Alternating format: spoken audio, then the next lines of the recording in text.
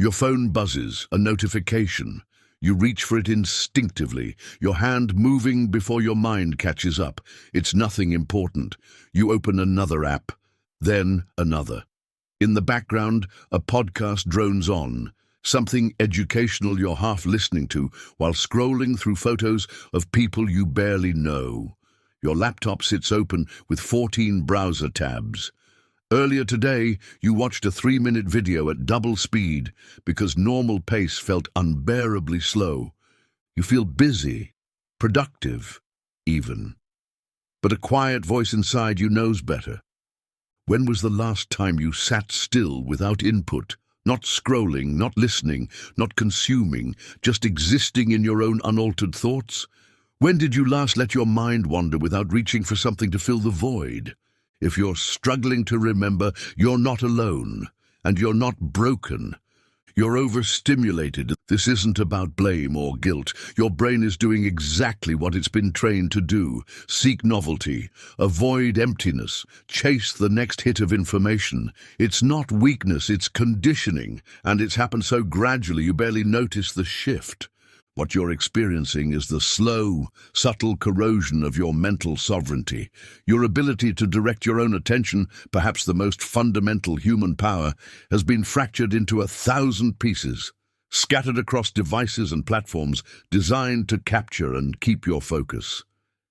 This is about reclaiming that sovereignty, not through another productivity app or life hack, but through something older and deeper, the disciplined mind that philosophers have understood for millennia. What is brain rot? Brain rot isn't a medical diagnosis, it's the slow degradation of your mental clarity, the fog that settles when your mind is constantly processing too much, too fast, with too little intention. It's what happens when your attention becomes fragmented, your emotional responses blunted, and your thoughts increasingly reactive rather than reflective. It's the subtle shift from being the driver of your mental experience to becoming its passenger. The cause isn't mysterious. We're living in an age of unprecedented input, where algorithms have studied us more carefully than we've studied ourselves.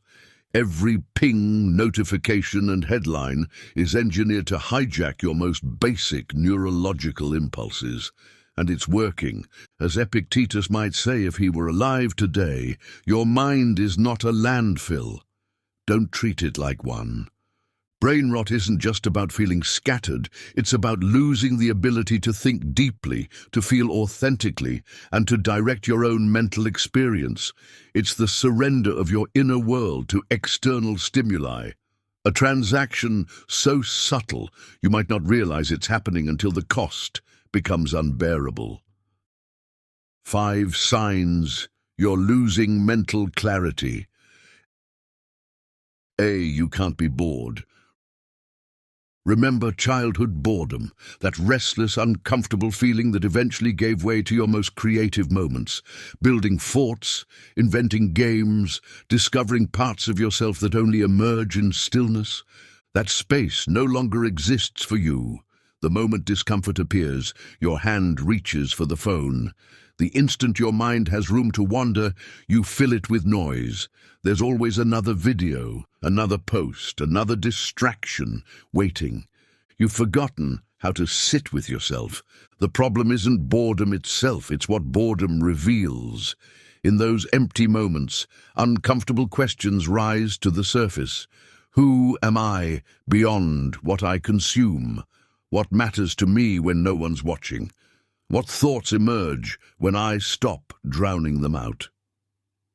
Marcus Aurelius understood this when he wrote, "Nowhere can man find a quieter or more untroubled retreat than in his own soul." But that retreat has become foreign territory to you now, a place you avoid rather than inhabit. The Stoics saw boredom differently than we do.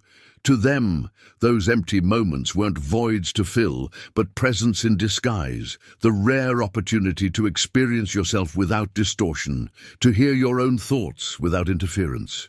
When you can't tolerate boredom, you're not protecting yourself from discomfort, you're running from self-awareness. And in that flight, You're losing touch with the very mind you're trying to entertain. B. You consume more than you create. Take stock of your day. How many hours did you spend absorbing other people's thoughts, creations, and opinions? And how many did you spend expressing your own? The ratio is telling. We've become information hoarders, constantly gathering but rarely synthesizing. We read without writing, watch without making, listen without speaking. We've convinced ourselves that intake alone is growth, that somehow, through passive absorption, we're improving. But wisdom isn't merely absorbed, it's processed. Processed through writing, through conversation, through the act of creating something from what you've learned. Without this active step, information flows through you without changing you. Epictetus once said, "Don't just say you have read books, show that through them you have learned to think better." Creation is the evidence of transformed thought. Your original voice, the unique way you see and interpret the world, grows weaker each day it goes unused. Like any muscle, expression atrophies without practice. Soon, you may find yourself with plenty of opinions, but no capacity to articulate them beyond a quick reaction. The passive consumer eventually forgets they were meant to be a creator too. C. You're addicted to novelty. New apps, new projects, new interests, new identities. The pattern is familiar. Intense fascination followed by waning attention, followed by abandonment for the next shiny object. You've trained your brain to chase beginnings, not completions. The dopamine hit comes from novelty, not mastery. This addiction creates a peculiar form of stagnation, constant motion without progress. You start many journeys but complete none, collecting superficial experiences while missing the deeper rewards that come only through persistence. The ancient Stoics recognized this tendency in human nature. The first rule is to keep an untroubled spirit, Marcus Aurelius wrote. The second is to look things in the face and know them for what they are. Looking your novelty addiction in the face means acknowledging a difficult truth. Endurance is more valuable than excitement. Real growth happens in the boring middle of things, the daily practice, the unglamorous consistency, the showing up when the initial thrill has faded. But novelty addiction keeps you perpetually at the starting line, mistaking movement for progress. Each time you abandon something for the next distraction, you reinforce a neural pathway that says commitment isn't worth it. Over time, this doesn't just affect your hobbies.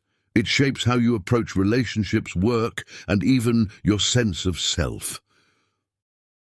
D. You fear silence. The modern human's relationship with silence has become pathological. We fill every moment with podcasts, music, videos, and conversation, not because the content is valuable, but because silence has become intolerable. What are you avoiding in those quiet moments? Silence isn't just the absence of noise, it's the presence of yourself, unfiltered and unmediated. In silence, the thoughts you've been outrunning finally catch up. The emotions you've been drowning out finally speak. The questions you've been avoiding finally demand answers. The more quiet you become, the more you can hear, goes the proverb. But what if what you hear disturbs you? What if the emptiness feels too vast, or your own thoughts too chaotic? The Stoics understood silence not as emptiness, but as restoration. Silence is your mental reset button, the space where scattered attention reconsolidates, where the signal separates from the noise. It's not a void to fear, but a resource to cultivate. When you can no longer tolerate silence, you've lost access to your deepest thinking, the insights that come only in quiet reflection, the connections your subconscious makes when given space, become inaccessible. Your thoughts become reactive rather than generative, responding to input rather than emerging from within. Your fear of silence is actually fear of confronting who you've become in the noise. D, you mistake stimulation for fulfillment. The day ends. You've consumed countless pieces of content, responded to dozens of messages, filled every moment with activity. Why do you still feel empty? Stimulation masquerades as meaning, business masks purpose, and the modern world offers endless stimulation while remaining conspicuously silent on questions of meaning. You feel busy but not alive, present but not engaged, connected but not fulfilled. The Stoics would ask you a simple question that cuts through the noise. Is this essential? Is this activity, this content, this engagement truly necessary for your flourishing? Or is it merely filling time and space that could be directed toward what genuinely matters? Seneca warned, "It is not the man who has too little who is poor, but the one who hankers after more." The poverty of constant stimulation is that it creates an insatiable hunger while providing no real nourishment. True fulfillment rarely comes from passive consumption. It emerges from meaningful creation, deep connection, and alignment between your actions and your values. It comes from directing your limited time and attention toward what matters most, not what screams loudest. The stimulated mind is often the least satisfied one. The Stoic brain, what focus feels like. Imagine your mind as a still, clear lake, not frozen or stagnant, but calmly powerful. When a thought appears, it creates ripples that move with purpose rather than chaos. This is the focused mind, not empty, but intentionally directed. Deep focus isn't the absence of thought, but the alignment of thought with intention. It's the state where your attention goes where you send it, stays where you place it, and withdraws when you command it. Not through force, but through practiced clarity. When you experience true focus, you enter what psychologists now call flow, that state where challenge meets skill, and time seems to both stretch and compress. You're fully present, neither reaching into the past nor anticipating the future.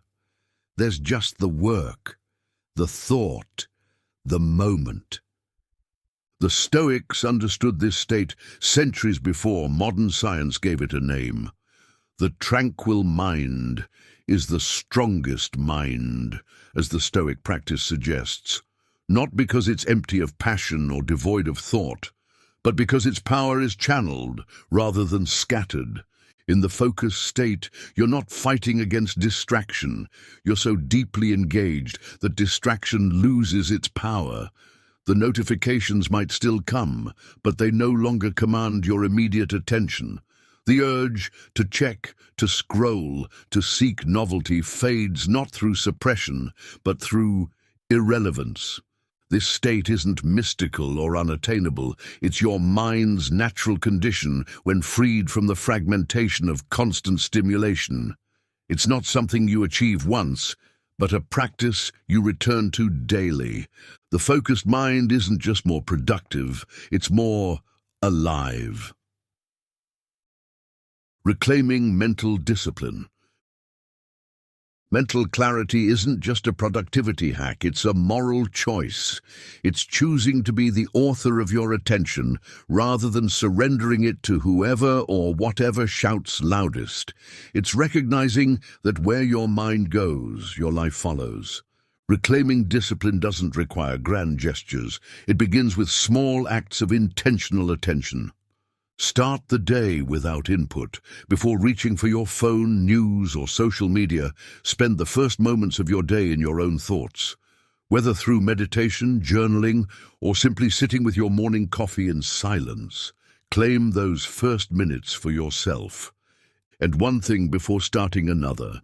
Multitasking isn't efficiency, it's voluntary fragmentation. Complete one task, one conversation, one piece of content before moving to the next. Give each your full attention, then deliberately release it.